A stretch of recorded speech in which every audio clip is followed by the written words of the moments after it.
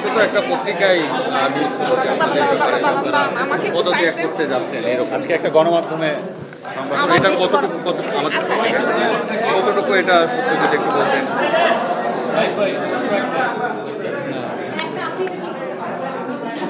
না, আমি এটা আমার নজরে এসেছে, সোশ্যাল মিডিয়াতে দেখেছি, বাট পত্রিকা আসলে কোন উৎস থেকে এটা বলা হয়েছে এটা কিন্তু আসলে পরিষ্কার করে নাই আসলে। আর এই ধরনের কোনো সিদ্ধান্ত আসলে এখনও হয় নাই। হ্যাঁ, এবং এটা এরকম যদি হয় সেটা আমরা নিজেরাই এটা বলবো, এবং রাজনৈতিক দলে অংশগ্রহণ করার মতো পরিস্থিতি হইলে আমরা সেটা সরকার ছাড়ার সিদ্ধান্ত নিলে আমরা এটা আনুষ্ঠানিকভাবে বলবো। সেরকম কোনো সিদ্ধান্ত এখন পর্যন্ত আমার জায়গা থেকে বা আসিফের জায়গা থেকে আমি যতটুকু জানি যে এরকম হয়নি।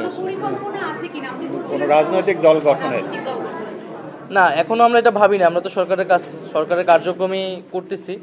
তো এই আলাপটা আসছিল যখন আসলে রাজনৈতিক দল থেকে বলা হচ্ছিল যে সরকারের থেকে রাজনৈতিক দলে অংশগ্রহণ, তখন আমি বলেছিলাম যে কথার প্রেক্ষিতে যে নতুন রাজনৈতিক দল হোক বা অন্য কোনো রাজনৈতিক দল হলুক, আমরা সরকারে থাকা অবস্থায় সেটার সাথে সংশ্লিষ্ট হব না।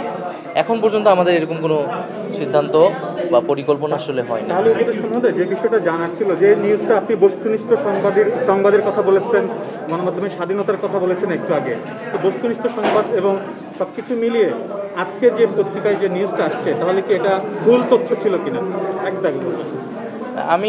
আমি মনে করি যে উৎসটা তারা পরিষ্কার করেনি, সেক্ষেত্রে আরেকটু দায়িত্বশীলভাবে এটা প্রচার করা উচিত ছিল, বা তাদের কাছে এরকম এটাকে তো খুবই গুরুত্বপূর্ণ একটি সংবাদ আসলে, তো সেক্ষেত্রে তাদের উৎসটা বলা উচিত ছিল। আমাদের জায়গা থেকে তো এরকম হয়নি আসলে।